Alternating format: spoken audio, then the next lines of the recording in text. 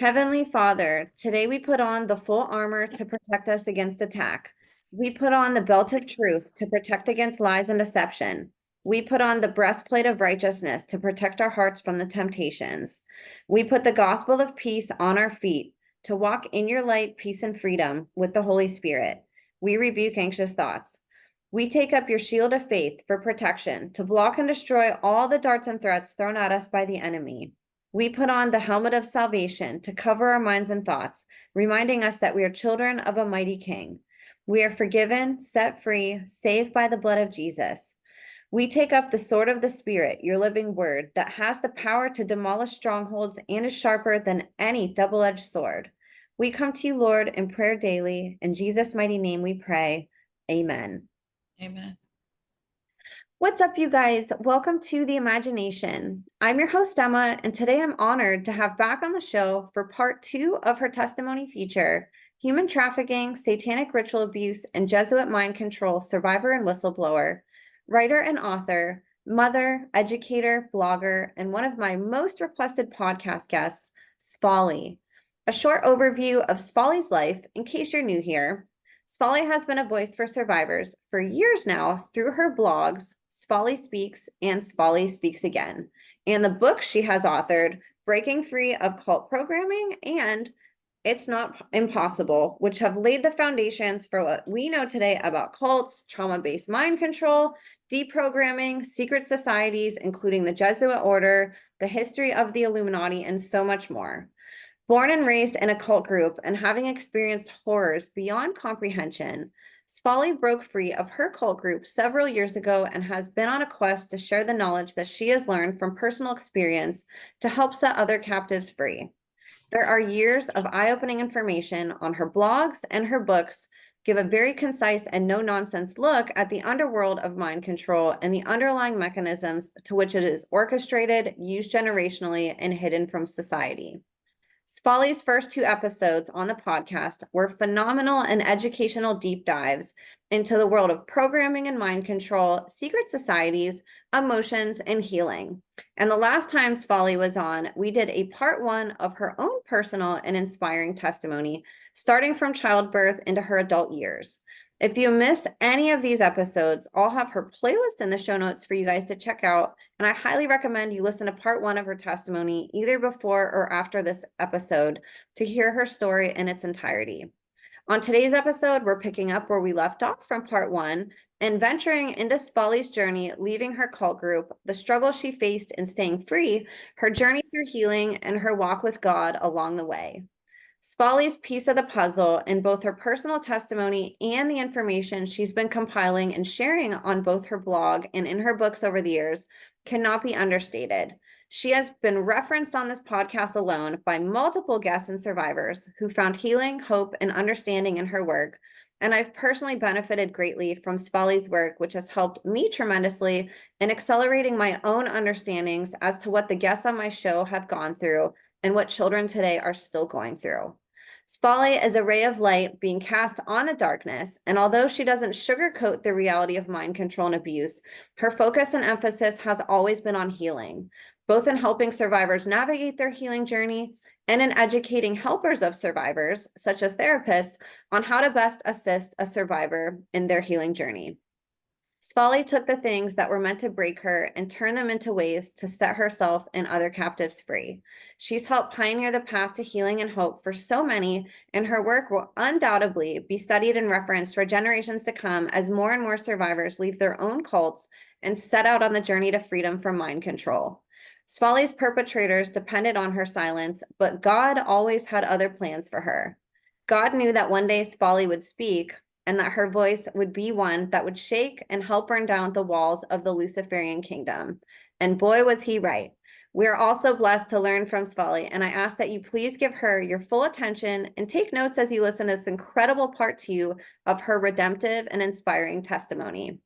Before I finish introducing today's guest, I wanted to give just a couple quick reminders and updates. If you'd like to be a guest on the podcast or share any information privately with me, please email me at imagineabetterworld2020@gmail.com. You can also use this email if you'd like to be a part of and contribute to my new book series, featuring written testimonies by survivors and whistleblowers. And you can find the video outlining all the details of that project in the show notes. And lastly, I'd love your support on my Substack, where I'm taking up investigative journalism, and you can subscribe to me there at www.emmacatherine.substack.com. All of my links are in the show notes, and I can't thank you all enough for caring so deeply about each amazing guest and for helping to make the imagination the safest place on the internet for survivor disclosures. So you guys, without further ado, please help me in welcoming today's guest of honor, voice for the voiceless, woman of God, overcomer, walking miracle, and someone who continues to help so many break free from cult programming by showing them exactly what's possible. The one, the only, Svali. Svali, thank you so much for being here with me today. Well, Emma, thank you for having me. And I think every survivor that gets out is a miracle. I think I'm one among many, many, many. So who are brave, courageous, and I think others have just as much or more courage than I do. And I appreciate your courage in having this podcast too, and sharing this information with the world. So thank you. Thank you too. It's a two-way street, you know. We need helpers and we need people willing to educate the helpers and to, you know, it's a team effort doing this. I always say it takes a village to raise a child, and it's going to take the whole world to save a child. So we're all in this together, and you know, your work has helped me tremendously throughout the years. I'm certainly not the only one, and I couldn't agree more. All survivors are walking miracles. They're all heroes, and they're a true testament of how you can take the most horrible things and turn them into the brightest lights, you know, and you've helped really pave the way for people with your journey and with all the information that you've put out. You know, it's not to be understated how you've helped other people get to where you are in a sense, you know, or at least helped inspire them to want to get there. So I appreciate you putting yourself out there and, you know, having the courage that you have to talk about this really hard stuff, including today on this show.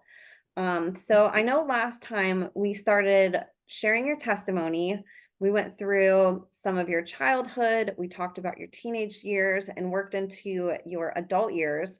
And I know these stories sort of skip around a little bit, but I wanted to turn it over to you to start wherever you wanted to today for part two.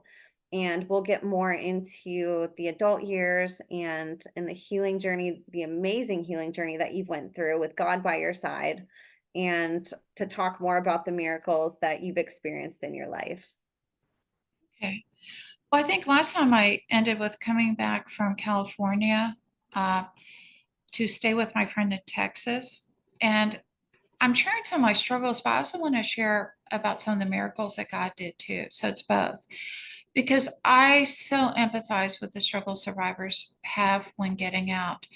And that's one reason I'm sharing my story, so that, you know, this was not a cakewalk, but God has been faithful as well. And when I came back from California, my friend said I could stay with her for 2 weeks, my friend in Texas. And during that time, I searched desperately for a place to stay. I contacted every therapist I'd ever worked with, well-known therapists around the nation. I said, do you know of a safe house? Do you know of anywhere that I can go? And I heard, no, no, no, sorry, no. Or I heard back, well, you could live with this person I know who's a survivor. But I didn't feel comfortable with that, because I knew that from myself early on in healing, until I knew all of my parts, it was possible that I could have a job to access them, or vice versa, their job could be to access me. And so I did not want to live with another survivor at that time. I just didn't feel comfortable with it. And so finally, I contacted and ended up going to a teen challenge in a large city in southern Texas. And while I was there, they had the expectation after the first 3 days that you work for at least 4 to 5 hours a day. They had a factory there, and I tried working at the factory. And it was okay, it was boring. But then they had kitchen work, and I thought, well, that might be better, because, you know, I thought, well, I'll help out in the kitchen. So I asked, and they said, yeah, you can go in the kitchen, because suddenly I had recontact programming firing like crazy at that time, to the point where I was miserable. At night, I could not sleep. I would sleep 1 or 2 hours a night, because just the punishment I was going through inside because I wasn't recontacting the group, the order that I was leaving. And they had, as I was, out and about because the Teen Challenge, we go to churches and sing, or we do this or that. So after a few weeks, I saw some people in those churches signing to me too. And that made it even worse. So I was doing my best to try to work in the kitchen, for 4 hours a day. And they had a very structured thing where you go to chapel, you do your job, and then you come back and then you do Bible study. And it was very structured, but it was hard because I went to the staff and I said, I'm having trouble sleeping, and that you're not allowed any sleeping medication, or that you weren't then. This was years ago. And so I said, well, what do I do? I can't sleep. And I was told, well, eventually you'll collapse and be able to sleep. I'm like, oh, this is just wonderful. Well, finally, after I'd been there about a month, I had not slept in 2 nights in a row, and I couldn't get up to go to work.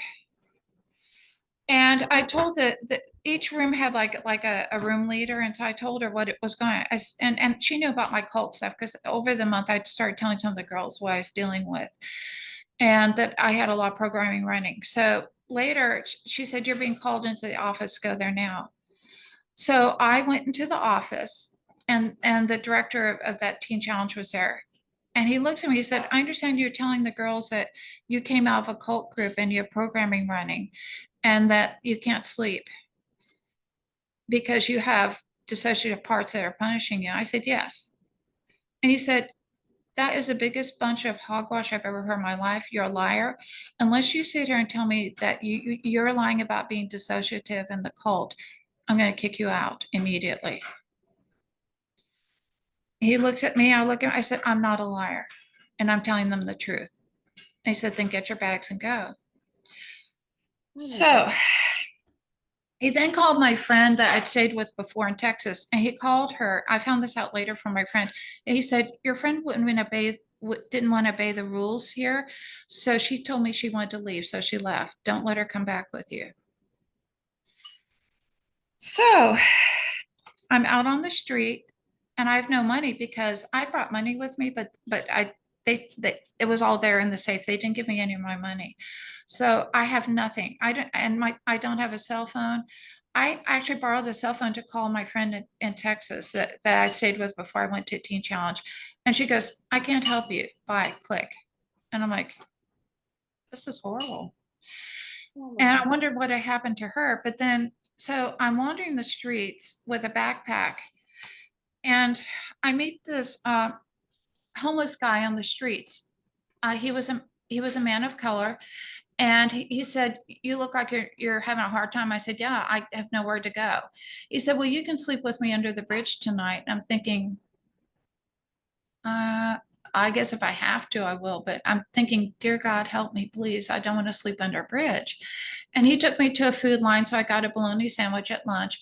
And finally, I said to him, "Do you know of any women's shelters around here or anything?" And he said, "No, but I know of a place you can go where you can find out." So he took me to a large social service agency, and I really appreciate. I mean, he was a nice guy, I mean, he was kind of seemed mentally off to me, but he wasn't vicious or cruel, and he didn't hurt me or anything. He was actually really nice and really helpful. He was showing me like where all the places you could go if you're homeless in this large city was. So I will always be thankful that God let me know him. And I went to the agency, and I told them I don't have anywhere to live. I've been kicked out, and finally they said, well, there's a women's shelter, and it was about 20 minutes away. And I said, well, I have no car, I have no cell phone. And they said, it's okay, we'll get you a token on the bus there and you can go there. So I got on the bus, and I went to the small city about 25 minutes away, and went to the women's shelter, was admitted. And so I had a place to stay. And after I'd been there I got to know the girls.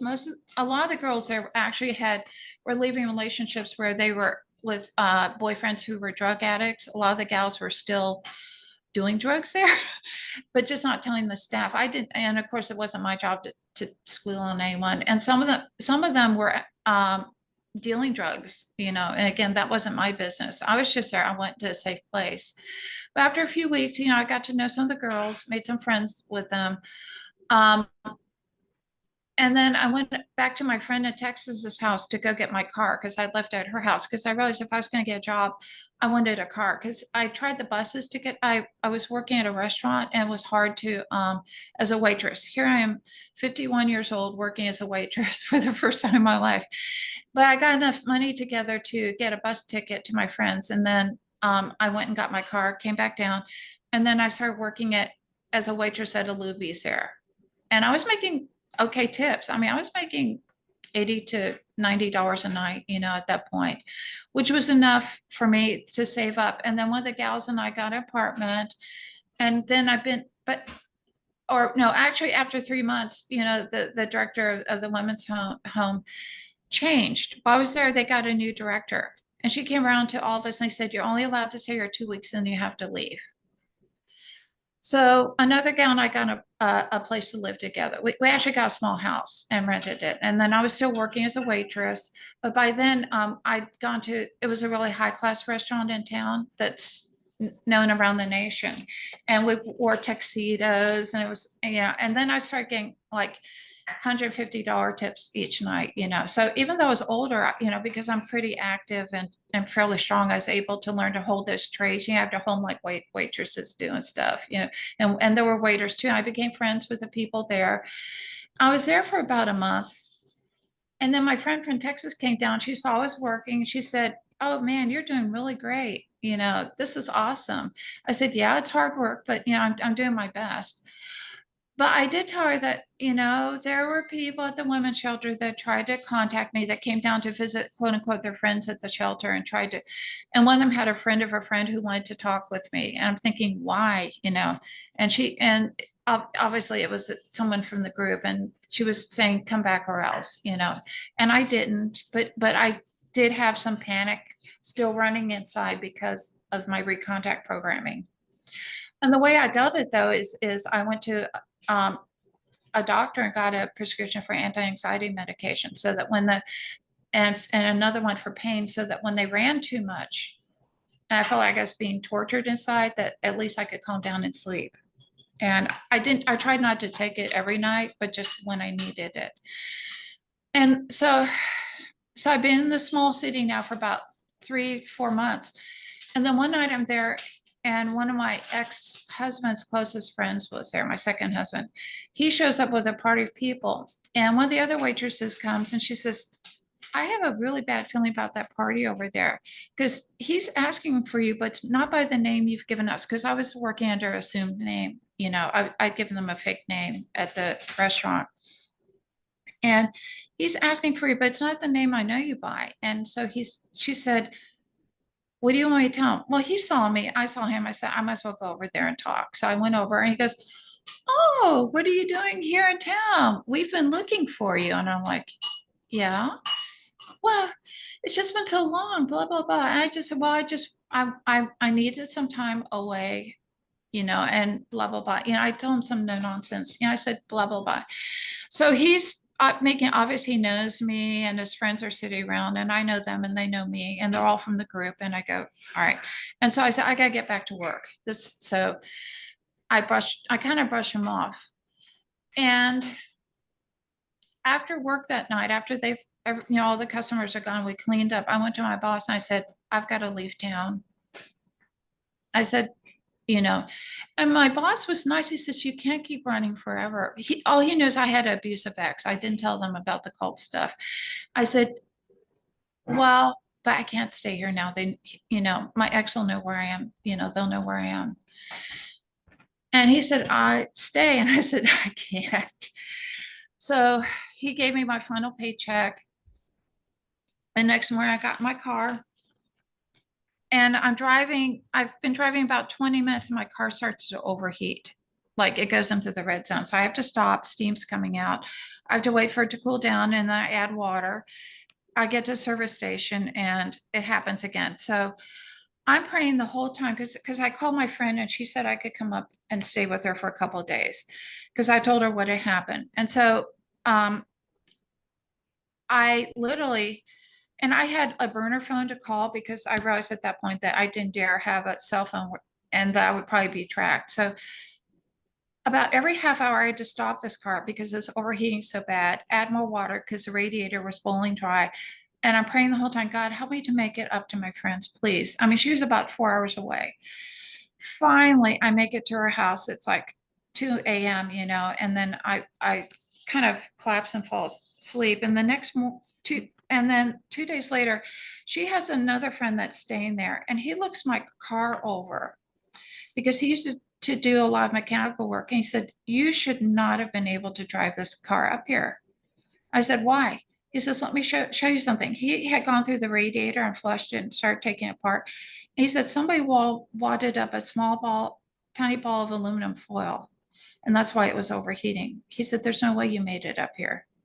I said, I did. I said, I prayed. I put my hand on the car and pray and that's how I got here.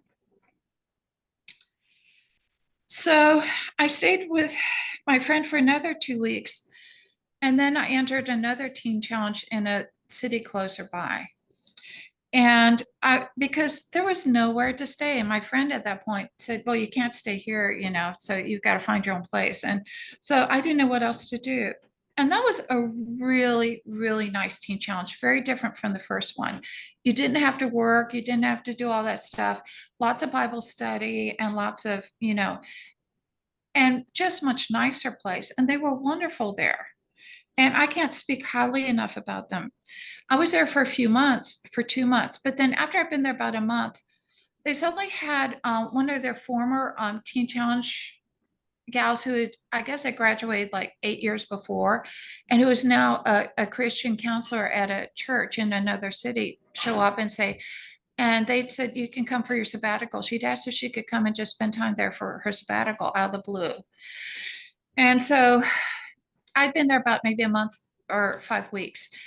And she starts coming up to me and talking to me. And she starts saying, well, I'm a cult survivor too. And can you look at my journal and the pictures in there? And she just wants to, and she's showing me her system maps and diagrams, but they're really triggering. And I don't feel comfortable doing this.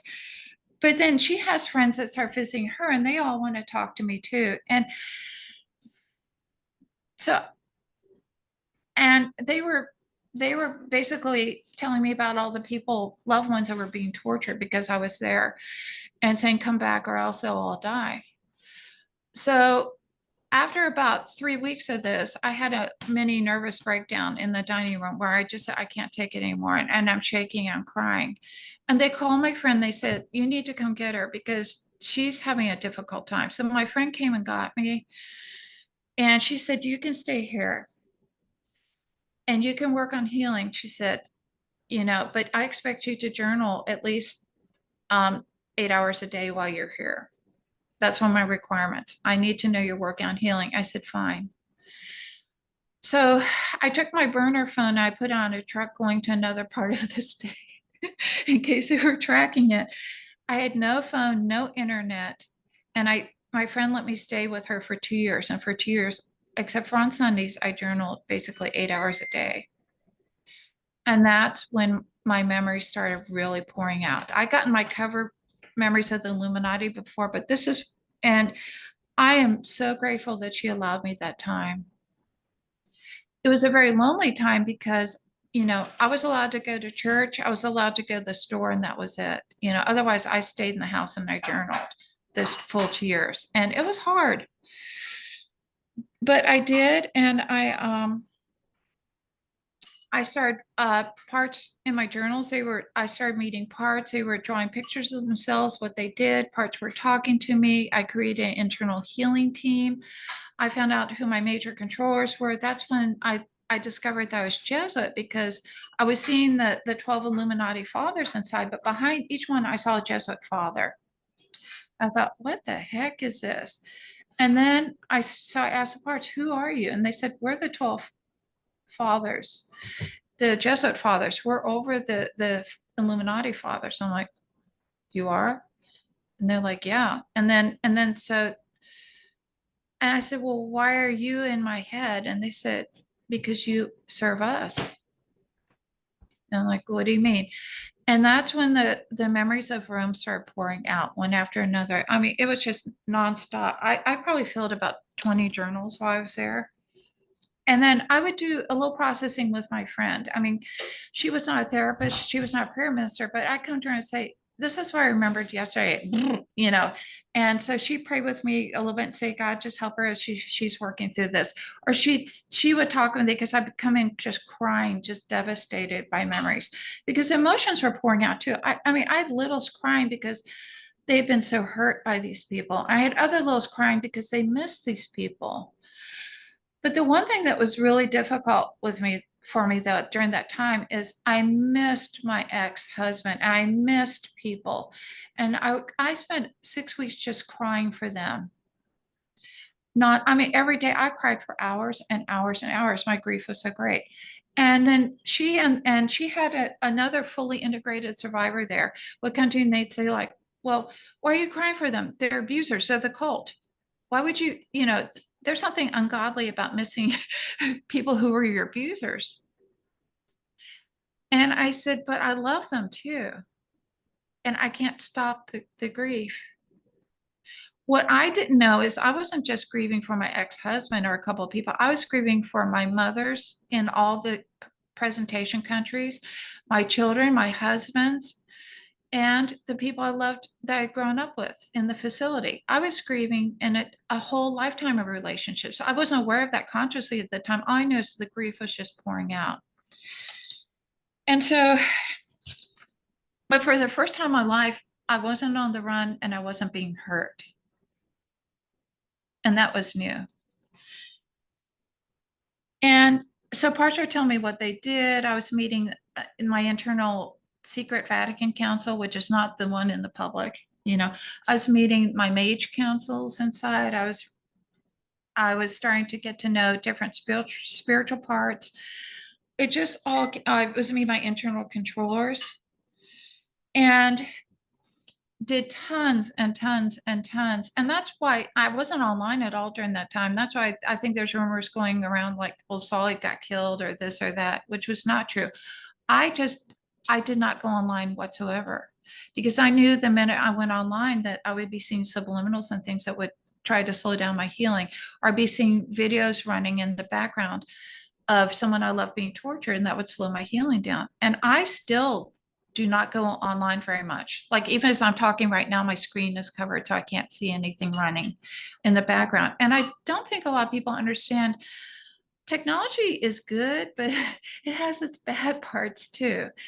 And anytime you're looking at a smartphone or your computer or you're watching your TV, because TVs now are online, you're connected online and you're seeing subliminals. And those subliminals can be pretty rough. And so that's why I tend to have a non-dissociative friend with near me when I'm online so that I won't see those things. And it helps a lot. But anyway, so, but I wasn't online at all, no cell phone, nothing. And so I did this intense work, and that's how I remembered a lot of this stuff. But after a couple of years, the person who was the healed survivor who was staying, and he basically did like handiwork for my friend and things like that, came to me and he said, I'm in love with you. And I'm like, what? I said, I thought you were in love with my friend. You know, I mean, it was nothing sexual between them and nothing sexual with me. He's like, no, I'm in love with you. And I'm like, well, and then I told my friend, I cannot do this to my other friend. I think she loves you and I couldn't hurt her or betray her. And he goes, she doesn't love me. There's no love there. And then he shared with me how all the hard work he'd been doing for years, and all he got was a new pair of overalls once a year and $20. And I'm like, you're almost a slave, an unpaid slave here. How can you live this way? And I only had his side, so it's possible that she was much more generous. But I never saw him with money, so I can tell you. And I know he worked constantly in the yard and doing things and fixing things. So I don't know the truth of that. But what I did say is, I said, if you want to leave, you can come with me because I'm getting tired of living here too, and I won't go into the things. I had a big argument with my friend about some other things, not just how she treated this person, but some other things I saw that were very dysfunctional. She was not cold, she was not dissociative, but she had some issues. And I'd been there for 2 years, and I just had it. And I said, I need to leave. I need to make my own way now for a while. So my friend came with me, the one that was in love with me, and we went up to Arkansas and bought some land. And my first friend, I think, never forgave me because she always thought I had led her friend who helped her out around the house away from her. And I'm so sorry now for some of the ugly things I said to her at the time. And I had my own part to play in it too, I realize now. And that's that I wasn't fully healed. I was still working on my stuff, and I had issues. And so I also said some things I should never have said during the big blow up, if you know what I mean. But so I went with my friend. I bought some land in Arkansas because I did have some money saved up over the years, from work, and I had also gotten a small inheritance when my mother in America died. And so for a few $1,000s, I got some land. And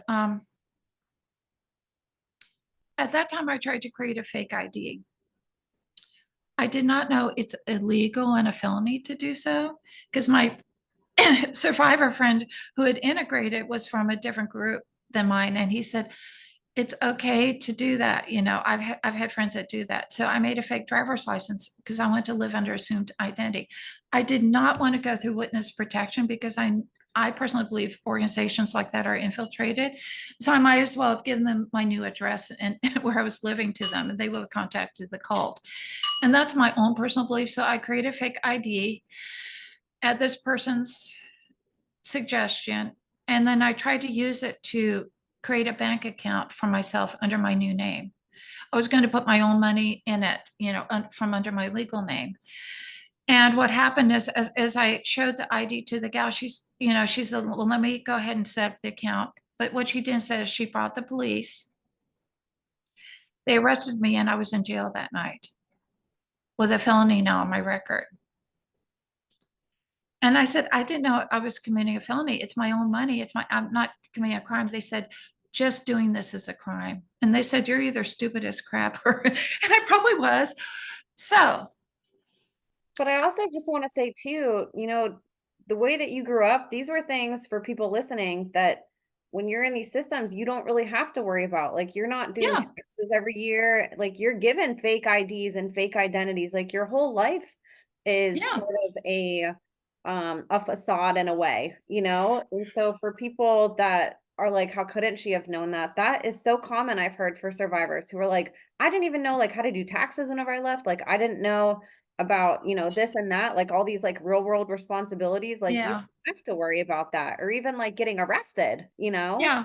Well, yeah, but my presentation didn't know this, but I'm pretty sure my back parts would have known it was illegal. So I do believe it was self-sabotage at the time too, looking back. There's no way my back parts didn't know it was illegal. And so, but anyway, my friend sprung me out jail, paid the bail. And then I had to report into a parole officer Oh, for a fun. year, but he let me do it from out of state after the first month. So we moved out to our land after a month. Because he said, you're not flight risk. You're not this, you're just incredibly stupid. And I said, you're right. So we went up to Arkansas, and there was like a little shed there, and we poured a cement floor into it, moved in a wood stove. This was in early fall. And we lived there for 3 months, and we were building a house because my friend knew how to build too. So we put in a stone foundation for a house. And we'd done the beams, and we were doing and we'd already put in the roofing and stuff. So it was and we were starting to do the walls. And this is about 3 months later. And what we'd done though is we were also going to church, because to me, my faith was important. I wanted to have fellowship with Christians. After we'd been there about 2.5 months, though, someone new came to church. And after church, I went, oh crap, that person knows me, to my friend. I'm gonna call him T. And he said, oh, you're just paranoid. And I said, I don't think so. He said, why would they be following you now? And I said, because they are. So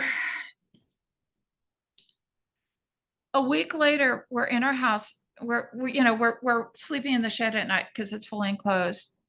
And we start to feel this low, it feels like a low rumble. That's the only way I know how to describe it. And like a small earthquake beneath the ground. It's the weirdest thing. It's almost like if a sonic boom is going overhead, only it's much lower. And this rumbling was going on all the time. You couldn't quite hear it, but it was almost like beneath your human hearing. But it felt like this deep rumble. But I know suddenly it was causing me to wake up at night and have nightmares. And my friend too, he was having the same experience.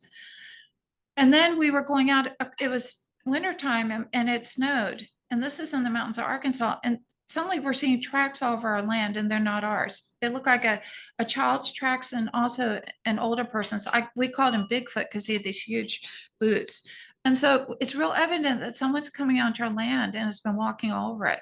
And then we start seeing people in camo walking up and down the hill in front of our property and down on the street below.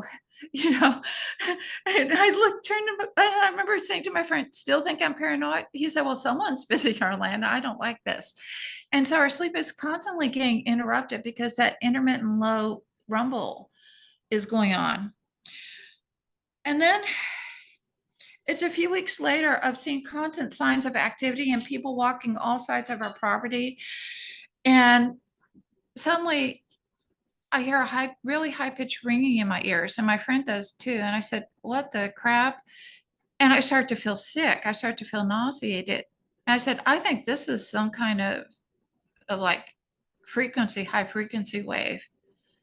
He said, I don't know what that is. But he said, we had old AM/FM radio. So he said, let me try something. He turned it on and he started to turn it to the like above the normal frequencies. And then you can hear woo, woo. And then woo, woo, woo, woo. We could hear waveforms on the radio at the high. He said, yeah, you're right. I think it is. So the next day it got louder. And after 3 days, we were both vomiting continuously. And I felt sick. And I felt like every joint in my body was like breaking almost. It was just, I was in such pain and agony. And finally I said, so we had this low frequency thing, which I figured then was probably a low frequency. And then we had the high frequency wave hitting us. And I said, I've got to get some sleep. We got to get off this land. So we did. So we got in our truck, left. And the minute we went off of our property line through the gate, it stopped. No rumble, our nausea stopped, everything. We spent the night in a hotel and I had the good night's sleep in 2 weeks. Then every symptom except for some ringing in our ears left. And I said, I think we're getting hit with this stuff. My friend had a cell phone and he had like a little, he had a computer. He had a little thing where he could plug in and get on the internet. It created like a little hotspot. This was several years ago, so you could still do that. And he had a prepaid card. So he looked up the symptoms of high frequency waves and low, and he found a site in the UK where they use it for crowd control, and it showed every single symptom we've been experiencing. It was just like a checklist. Yep, that's. And so then we were praying against it. We went back. The next day we went to our land. The minute we walked back on the land or drove into the land and got out of our truck, it started all over again, only worse. And this time it felt like I was dying, and him too. We were like, holy crap. So we went and grabbed all of our stuff, as much of our clothes and stuff. We just grabbed clothes and a couple of personal items. We literally were crawling back to the truck. We could barely move, got off the land, and we were on the run then. And we went then, it was in winter time. We went through Texas, we went through New Mexico, we went through Oklahoma. We were camping in state parks during that time. It was just a very difficult time in my life. Now, years later, I came to know someone from the Jesuit order who had also gotten out, and that's a long story, and I won't go into that. And I was talking to her, and she said, You two should not have survived that. We had it on kill. And I said, God protected us. We were supposed to have died there. But the grace of God is that he kept us alive. So we spent several months running and waiting for, because, I had a long-term ringing in my ears that took like 2 months to leave, after that experience. And finally, after several months of camping and running and stuff like that, and we came to a small town in North Texas, and my friends, we were out of money, and my friend and I said, I need to get a job. And I said, we have no ID. I said, I cannot show my ID or they will show up again and they will find us. And my friend did not have ID on purpose because for the same reason, he had never had one after he left his group. And so he said, well, I'm going to go in and get a job and I won't need ID. And he was a Christian. I said, in this day and age, if you can get a job and you don't need ID, I said, I will believe in miracles, because there's no way that you can get a job without ID. Everyone requires it. They won't pay you otherwise. And he said, you watch. He said, I have faith. So we said a prayer. He went in. 15 minutes later, he came back out and he said, I've got a job and I got one for you and they don't need ID. I couldn't believe it. What? So we stayed there for 6 months, and I was wrapping meat and he was cutting meat, and, really, really, really nice people at that place too. I can't speak highly enough of them all. They were wonderful and I enjoyed working with them. But then I was also marketing some creative arts that I created. And so I was going to different art fairs. But then one day I went into a high-end furniture store to market one of my creative items. And, I was showing the guy my art and my other items. And then he said, well, I'll think about it. Why don't you come back later? And so I told my friend, I said, well, as long as we're here in town, it was a small town in East Texas, I said, or a small city. I said, let's go look at some other places too and market. So we walked around the corner, and then suddenly I said, I have a really funny feeling about that guy. I think we should leave immediately. We walk back around the corner, and there he is by our truck writing down the license plate number. He sees us and he rushes into the shop. And by then, and so what happened then is the cult showed up again, of course. Within 2 days, they were coming by and harassing us. So my friend and I went, and we went around 10 states in 10 months. We took all the money we'd saved during our time at the meat plant and packing plant and we went to Pennsylvania, New York, New Jersey, Georgia, Florida, Alabama, Louisiana. And we lived in we bought a cargo van. We traded my truck to a friend for a cargo van, and we were living in that. And then after a while, we got tired of running around. So we got a job at a horse farm then, and we lived there for a year. And that was good until, again, I was going to church and someone saw me, and within a few days there they were again. We saw footprints all through the muck in the horse pen, and we had not been walking there. And so we said, oh, dear Lord, they found us. And then my friend said, well, let's try to stay here. We were living in a mobile home there on the ranch. We were exercising the horses and taking care of them. And let's see if maybe they'll leave us alone. Maybe they're just checking things out. And I said, all right. The next night, I felt a low rumble in the ground. And my friend and I started having nightmares and waking up every 2 hours. And that rumble was just continuous. And I went, oh crap, here it comes again. And so I said, we're going to have to leave because they're doing it again. And so we did. And he said, well, then we'll have to get our truck ready again, because to help our anonymity, our the guy we were working for let us drive his truck. And that's the one whose license plate they'd written down. So we took our truck out from undercover, the covers, and he said, I have to fix a few things. Well, that day, the high pitched noise started again. And we started to feel sick again. And so he's racing to get the truck fixed. He does, and I think it needed a spark plug and it needed something else. And so he fixes it as quickly as he can, does the oil change and stuff and gets it ready. And by then we're just vomiting again and stuff like that, but we leave the property and it stops, of course. Well, so then we went down, we traveled around various cities in Central Texas, ended up living in a garage, ended up working for $50 a week for someone who had a small store next to his service garage, and he let us sleep in the garage at night. And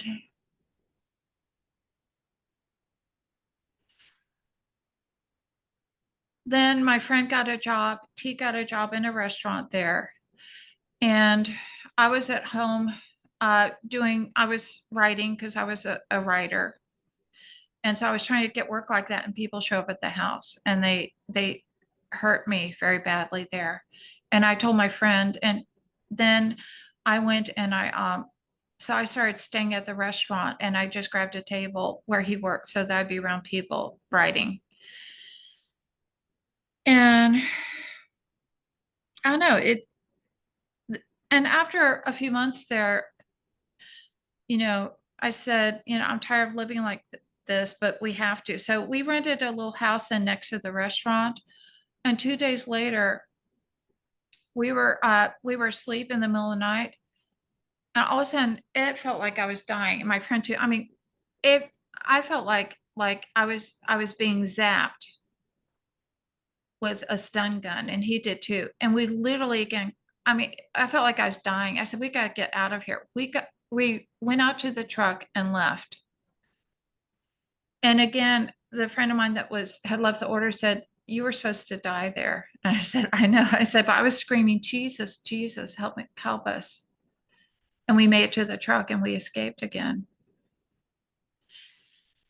So we wandered around camping at state parks for a few more months, run out of money, realized we have to be able to work to have some money to live on. And so we ended up in a small town in West Texas. And I said, I can't run anymore. I said, even if they kill me.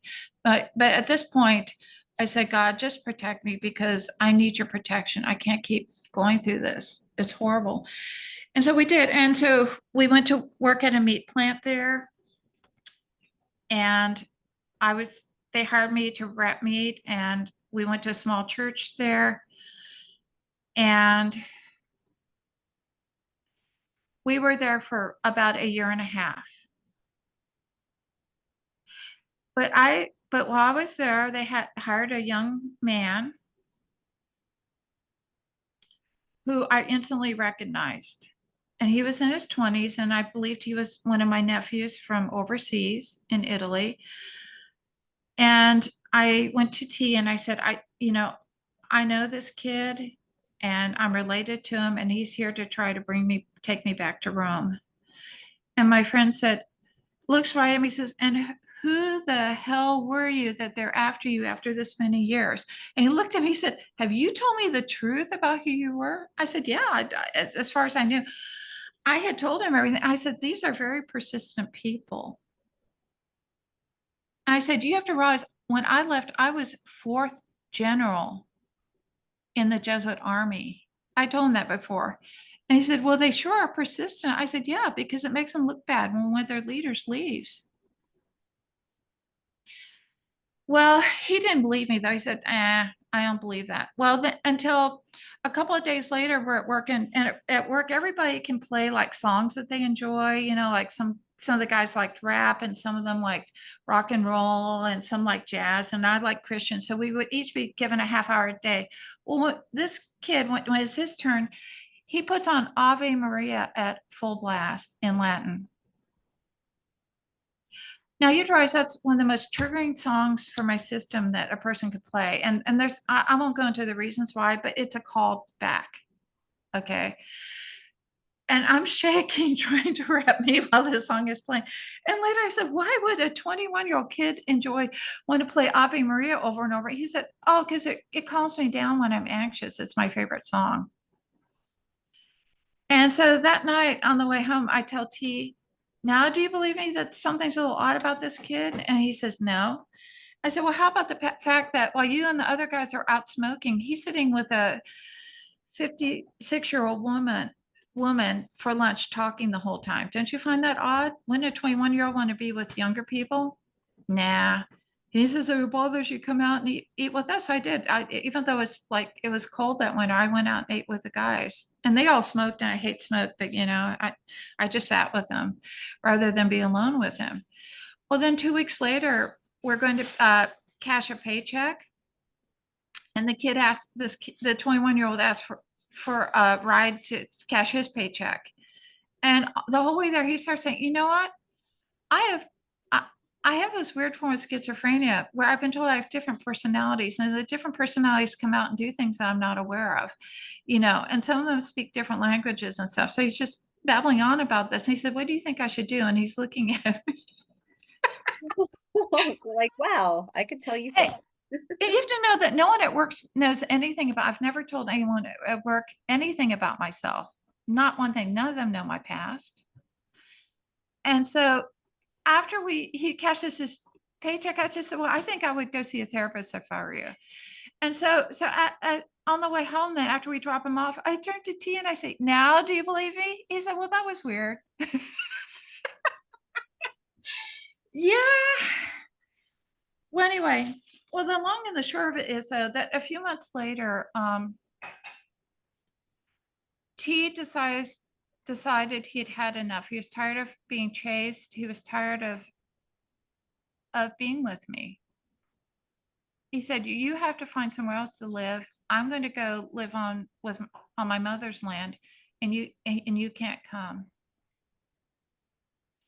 So he said, even though we had like a common law marriage, even though we'd stopped having relations years before. So he said, I can't take the constant harassment anymore. It's too much for me. He said, I didn't sign up for this. And I said, but I told you when we left our friend's house that I had years to go in my healing. And he said, well, I didn't believe you. I thought it would just be a couple months.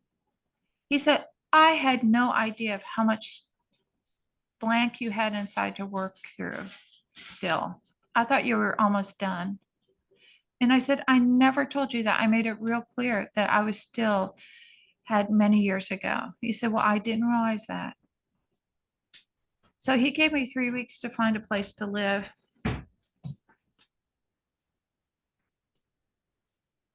And I did. I contacted a bunch of Christian ministries, and then I did find one that I found a Christian prayer minister, and I went to live to be near that person. And that person was very helpful to me too for several years in my journey.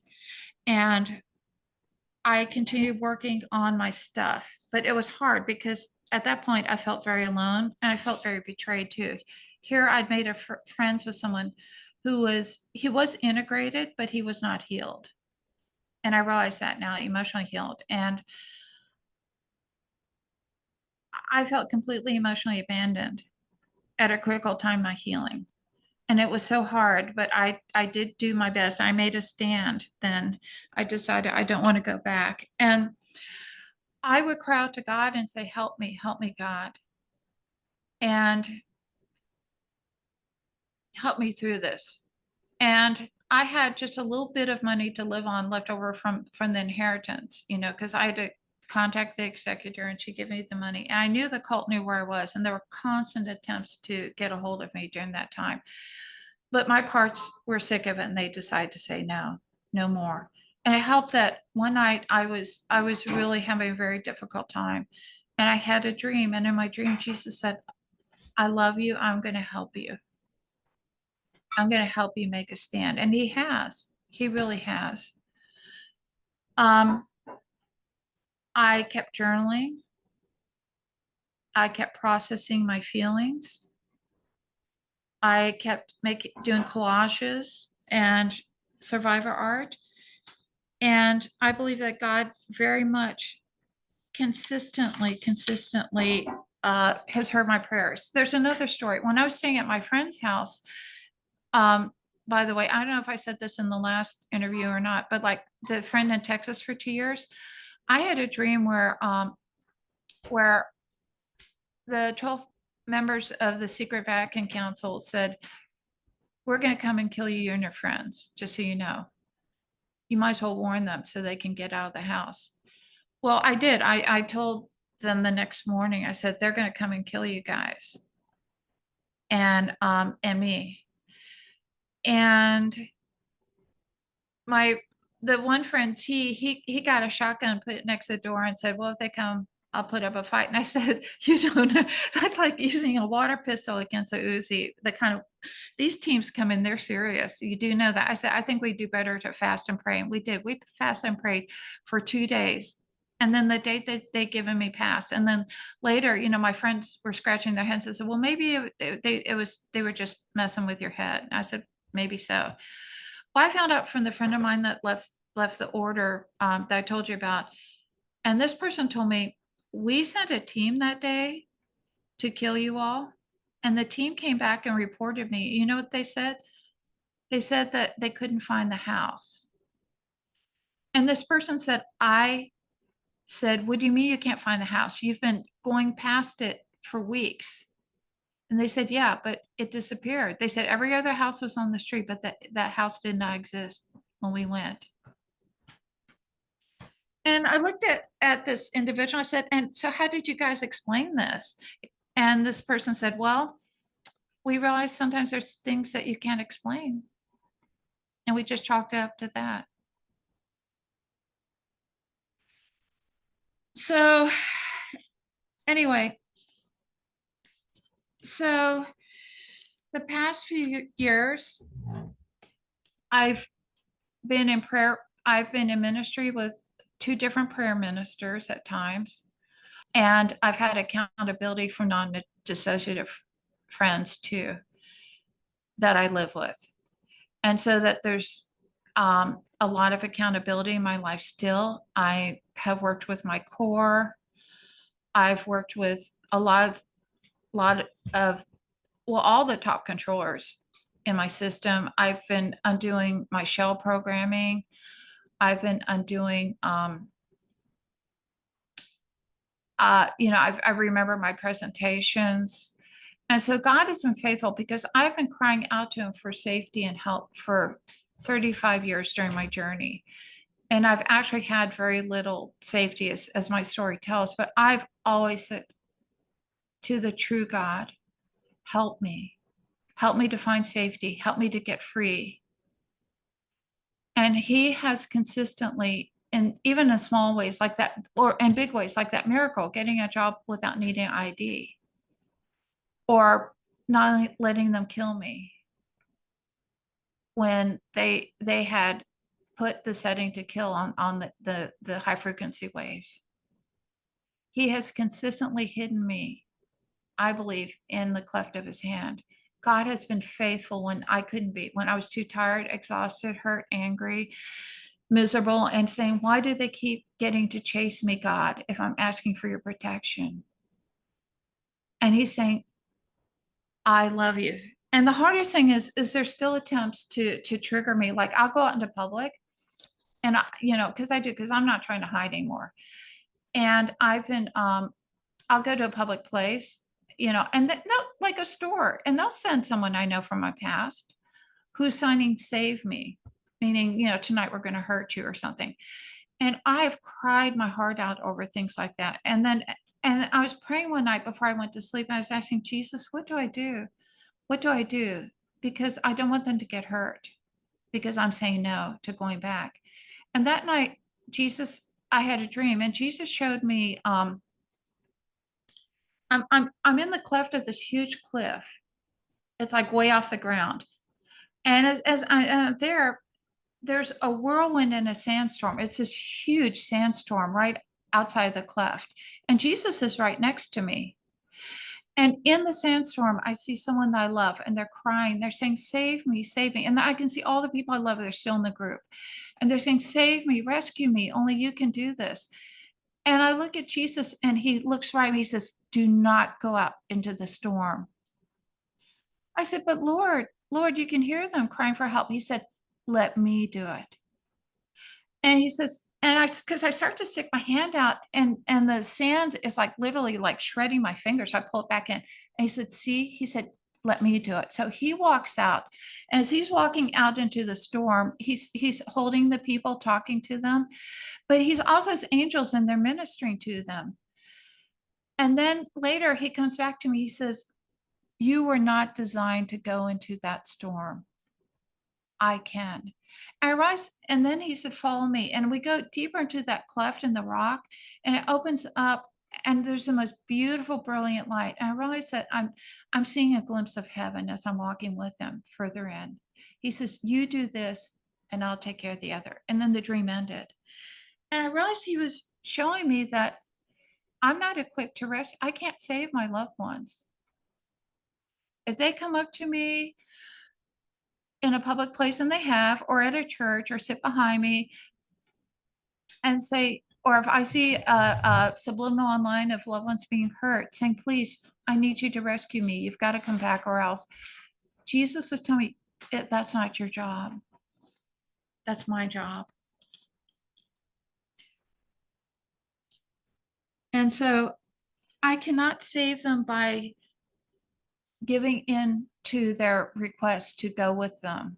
Some like I've been in public and someone's going to say just 5-minute cup of coffee. But the problem with that is a cup of coffee leads to other things. I can't even say yes to that with someone from my past. But what he is saying is if I pray for them and I trust Jesus to take care of them, he will. He can reach them in a way I can't. And I can encourage them also by telling my story that it is possible to really get free. I can encourage them too by my witness, because every time I say no to someone that comes up to me and says, please, please come with me, or they'll bring my twins and they'll say, just switch out with your twin and come with me for a while. And I have to say no. And then they say, you don't love me anymore. And what they don't realize is I love you enough that I have to tell you no. I have to show you that not everyone is going to be bullied by fear, that not everyone is a slave to Satan and his threats. And my witness by saying no is a greater witness than if I ever went with someone. Because in my past, I did go with people for a cup of coffee and things years ago, and it never turned out well. And so the witness I have is I love the people from my past enough that I will say no when they're doing their job, which is to get me to go with them. And it's not lack of love. And they say, oh, you have a cold heart, or, and all that. And it's not that. It is my desire to show them there's a way out. And I don't want to be bullied anymore by fear. And that's why I'm doing these interviews. And that's why I've done my writing, because it was a long journey, as you can tell, for me to get free. It was a long journey for me to finally realize that God could protect me. It was a long journey. I had 2 years in Texas, and I've had 4 years here of relative safety. But a lot of my life, I was on the run, as you can hear. But God knew my heart was to get free, and that's why I did those things. I was willing to do whatever it took to get away, to get free. I know my children in various presentations probably feel that I abandoned them. They were all adults. They were all like, in their 20s and late teens when I tried to leave the first time. It's not lack of love. I did not want them to grow up thinking everyone is a slave to this group. I've realized now that all my life I was bullied by Satan, and every member of the order was bullied by him. We were terrified of him. In fact, one of the worst programs I had to undo was the fear of disobedience, the fear, and it's called the wrath of Satan. I had to work through that program. I had to work through the terror I felt at the idea of disobeying my programming commands. But it's because I let Satan bully me into thinking he had all this power over me and my loved ones, because that's what I was taught when I was little. I had to work through the rage. These people taught me a bunch of bull crap. Excuse my language, but that's what it was. I believed a lie. And it's time. I believe the truth now, that God is able to protect me, that his son Jesus is able to protect me, and that I have the authority over anything that tries to come against me. Because I believe that the real Jesus of the Bible, and I'm defining that because I had a lot of anti-Christian programming to believe in a false Jesus that was powerless, but the real Jesus of the Bible does protect. And he heard my cry for hope and help and safety over the years. And even when I was not faithful to him, he was faithful to me.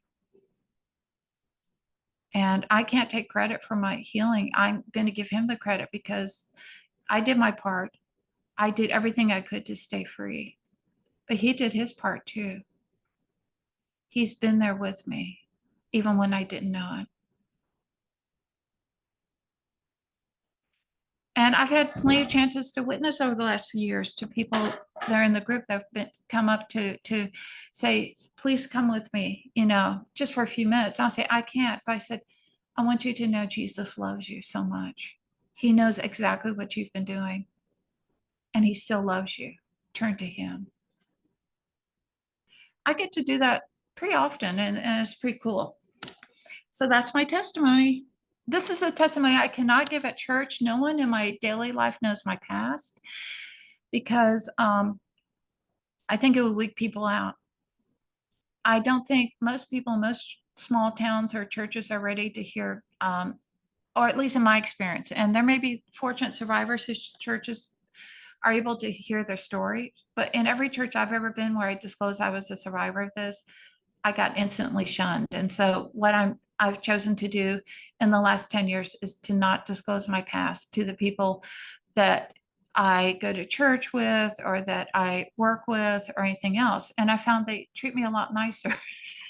They don't run when they see me coming or act like I'm this weird unicorn, or something like that, or that I used to joke that people act like I've got like demon cooties and they're going to jump onto them, if they talk to me.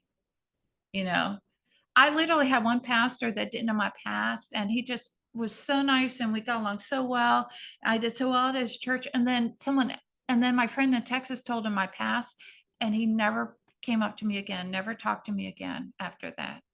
And he always looked like a deer in the headlights when I came to ask him a question, about like how to do something, like I was cleaning the church. What do I do with this? He always looked a little terrified of me after that. And I thought, I wish you hadn't told him that, And I went to her that night and I said, did you tell him? And she said, well, yeah.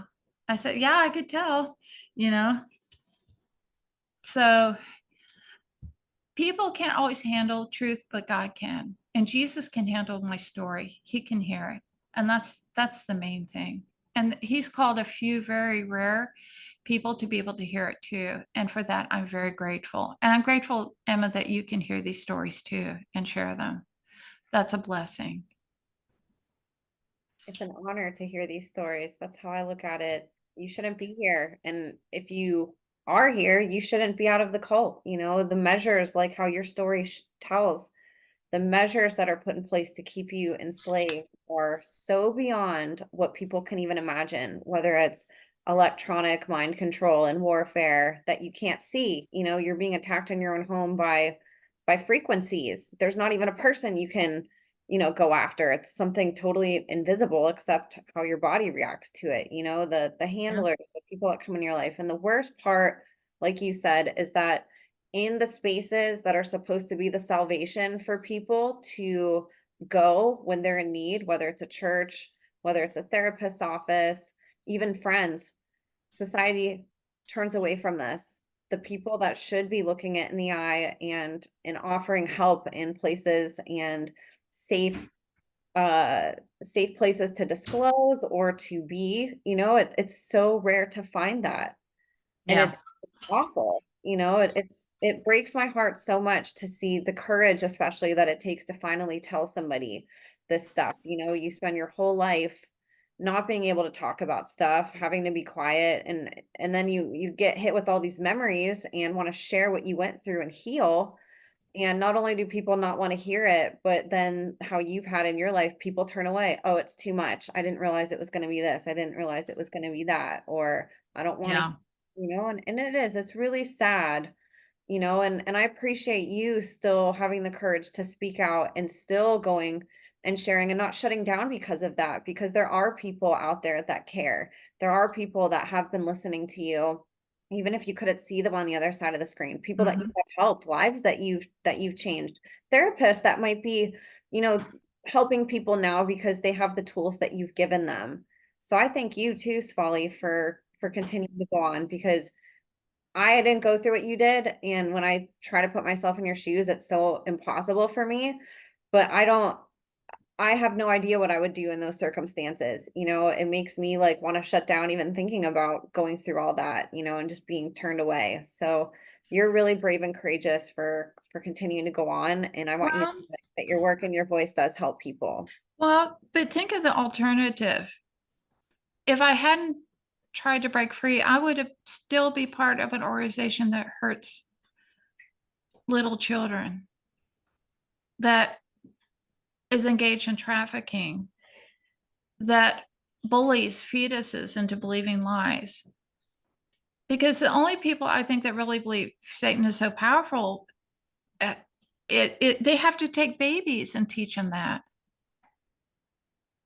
lie. And or organization where no one's free to really love each other. Everyone's so freaking scared of disobedience that you can't go with your brother or sister and just be you and take a week off and just do say and talk about. Everyone has to be so careful around each other in those groups. Oh, we can't talk about, oh, better not do that or else they'll report on me. Even your brother will do that or your sister. So the alternative to not breaking free was to just stay in that lie. And I couldn't stand it. I didn't want my children and grandchildren to grow up thinking no one ever gets free. But what helped me too is I've known other members of the Jesuit order that have gotten free over the years, really free. I can think of two people I knew, one partly because of my testimony to him when I was younger, decided to leave. He was first general in the Jesuit order and he got out. His name was Simone. And he actually left. And I'm going to share just a couple of brief glimpses of some of the neat things I've seen. And 10 years after Simone left, he was fully healed. He completely integrated. And then he came back to the Vatican and he preached to us. He walked right through our security systems. They couldn't be, I think he had an angel with it. I can't explain it because we're all like, how did that happen? Because they have special biometric security in the levels beneath the Vatican and other places. He walks right in and he starts holding the babies and praying for them. And then he starts preaching but not preaching. He's giving words of knowledge. He's telling us, I know you think this, but this is what God thinks about that. Or you're going to do this, but you know what? There's a better way. So he was being very specific in the words he gave to us. And I've what, and some of the people left with him. I left a few weeks later. I there's another woman who got out, walked away with them, and then eventually got completely free and completely healed. And she also is out now. I don't know where they live right now because I haven't stayed in contact with them. But I do know that she has also gone and done the same thing as Simone and talked to people in the Vatican. And I believe that God is going to send more and more people. So people who say, well, if you're in the depths of darkness in the levels beneath the Vatican, God can't go there. Well, no, yes, he can. And he does. and he has been. He has brought witnesses of his love over and over to people in this group too. That's amazing. And that is something that your story goes back to, is that power of love and how it can defeat decades and decades and decades of fear and evil. And love always overcomes. God always overcomes. There's nothing too big. It's never too late. There's never a wrong time or Yeah. a inconvenient time for him. He will always show up and help with open arms, with no agenda, with no ulterior motives, just unconditional love. Yeah. And I love that you're able to take that now and be an example of it. You know, how you were saying that you had to help yourself. It's just like how whenever you fly, they say, put your oxygen mask on before helping other people. You know, Yeah. sometimes we have to do that and be selfish and put that mask on and save ourselves and then, you know, set that example and say, okay, and now it's your turn. But not everybody's ready for that, like you said, and it doesn't serve you to go back to that. The example that you're setting for your children, they're so lucky to have that, because look at all those generations before you and after you that people didn't leave. And if they did, it was just a couple people out of this massive organization that you grew up in, you know, this group. And so I think it's amazing. And you are such a testament to everything that you've learned. You exemplify that now. And it's really inspiring to see what's on the other side of this journey. Okay. Well, Emma, thank you. And I appreciate the contribution to the every other survivor who's shared their story or has broken free um, gives to. I think it's going to give people a better understanding, like you said, of what goes on and what survivors struggle with at times when they're trying to break free. And my prayer is that maybe there would be more resources. I don't think it's good to put survivors together like in a shelter of any kind, because I think that's a setup for trouble. But even if families within a church who are not dissociative uh, felt led to help survivors, because I got my main help from people who let me live with them who are not dissociative for a period of time. And it was weird because at first, my cult parts are all like, this is weird. There's no rituals, there's no this, there's no sex, there's no blah, blah, blah, and they really freaked out for a while until they realized, hey, and they kept waiting for it to happen for the first few months, to be honest. And then when it doesn't happen, they're like, huh. And that it really made them question too what they've been told all their lives.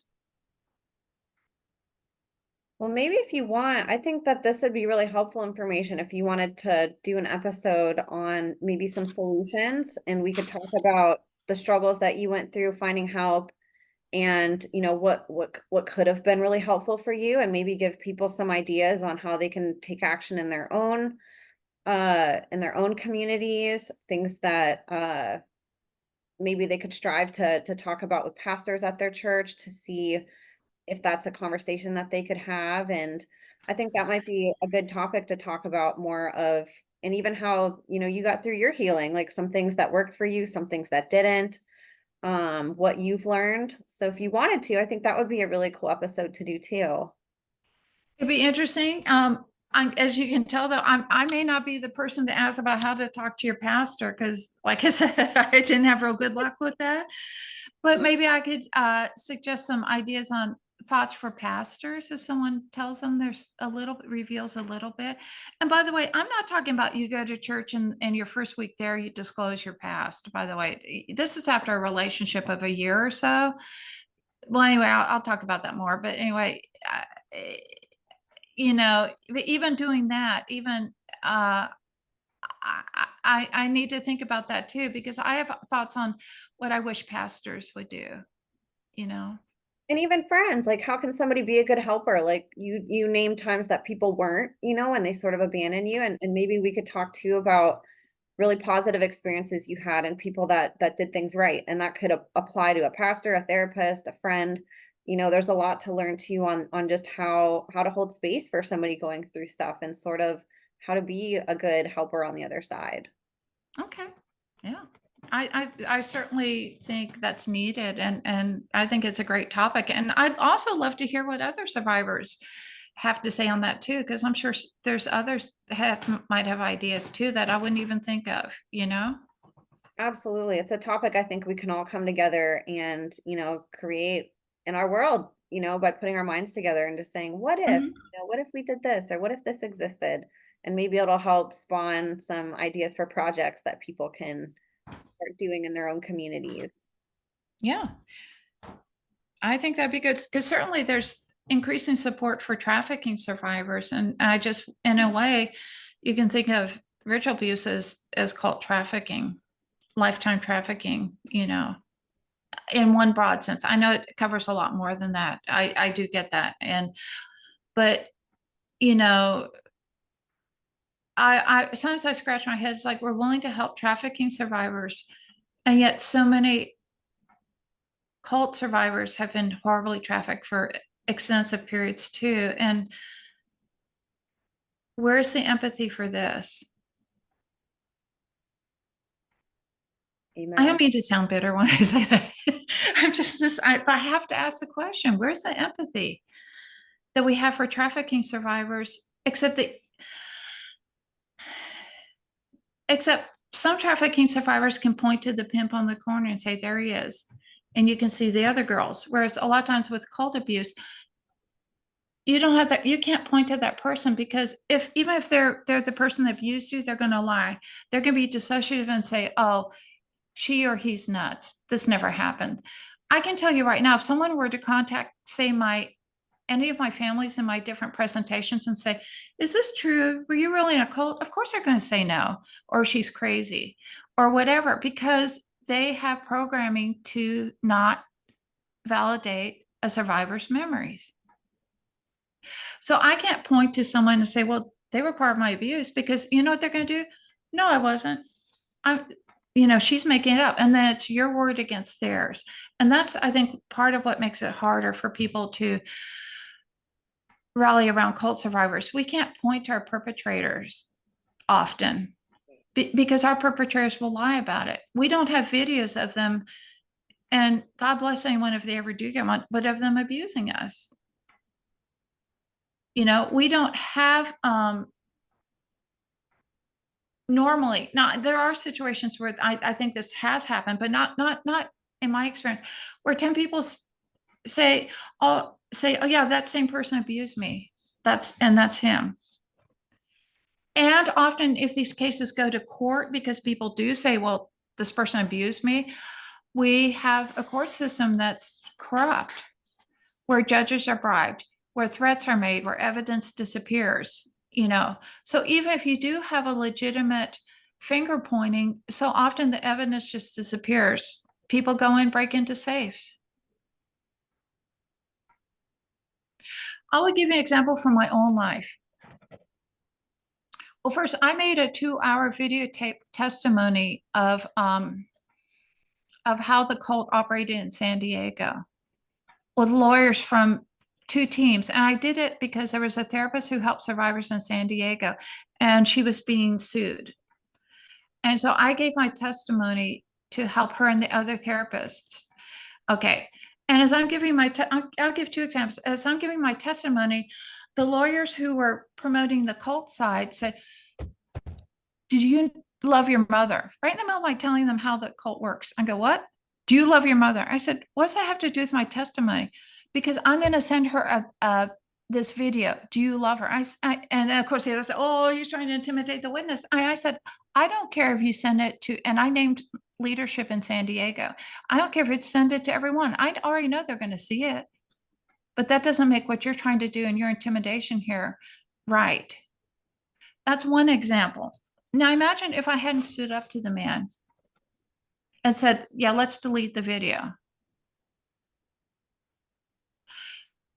That's just one example of it. And I'm trying to think of the other time now. There was another time, and this was when I went to Texas, but before I went to my friend's house, but I was working on healing, and I got an email from a man on the East Coast. And he said, "My wife passed away. And after she passed away, I went into the back of of one of her closets. I was cleaning her stuff out. She passed away 3 years ago. And he said, I found these locked steel boxes full of files. And he said, I got them opened. And he said, and the files had the name of, and he said my legal name, my full name. And he said there were photographs of you of if, and he said, are you so and so, and do you work here, blah blah blah, and blah blah blah. And I said, yes, yes, yes. Why are you asking me? And he said, because I have photographs and things I'd like to send you. And I said, okay. I said, can you fax me some? I'd like to see this as soon as possible. And he faxed me pictures of me as a 2 and 3 year old, a 3 year old little girl.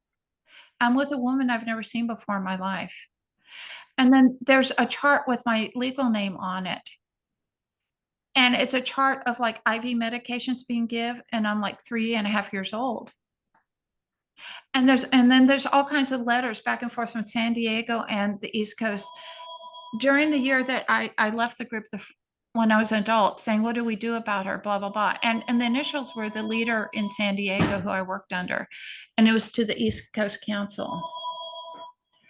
And so I took it to my therapist and I said, I want you to keep this. This is pre-validating. I'm not nuts and making all this up. 2 days later, I get an email from the same man. He said, who the hell are you? He said, I was at work today. When I came back, my house was trashed. They went through all those papers are gone that I was going to send you. He said, they destroyed my home office. He said, never contact me again, please. Oh my gosh. Well, they don't like evidence laying around. Okay. That's the part that's really hard for society to understand. Everybody wants evidence. And it's like, you really think somebody who spends a whole lifetime being sophisticated and abusing people is just going to hand evidence over and be like, here you go on your way, you're free. Yeah. Yeah. It doesn't happen that way. Yeah. And maybe we could talk about that too next time, some of that aspect of it, the stuff that you deal with whenever you're leaving and trying to heal, stuff like that. Yeah. Um, I want to be respectful of your time, Svali. I really appreciate Thank you. you sharing. And do you want to remind people real quick where they can find your blog and your book? Okay. It's Svali Speaks Again .wordpress.com. So it's my name and Speaks Again, all one word, .wordpress.com. Okay. And you can also find my book on Amazon, I believe, and Kindle. And so that's where you can find it. Perfect. I'll have all that linked, as well as there was another book she recommended, Finding Freedom, as well as Prayer Yes. Warriors and Prayer Warriors 2, which are great resources for you guys. So I'll have all that linked below. Let me get Thank out of you. Yeah. I'll have your blog linked, everything else. Svali, I really appreciate you. You're such a ray of light. You have helped so many people and continue to. I think your journey is just beginning, even though it probably feels like you've been in the muck for, a long time, which you have. But I think your impact is just beginning, and I think that's beautiful. So I really appreciate you sharing on here. I appreciate you guys listening. I will have all my links, all Svali's links below. Please go support and connect with her. We need more people that are sharing this type of content and consuming it. It's not always easy to read, but we do need to learn about this as society. Svali does a wonderful job breaking down everything from childhood all the way to adulthood on what to know about programming from a therapist perspective, sort of what we need therapists to know, as well as if you're a helper or a survivor. So please go support her, you guys. Support me. Have all my links below, like I said. I appreciate you guys so much. God bless you, and we'll see you next time.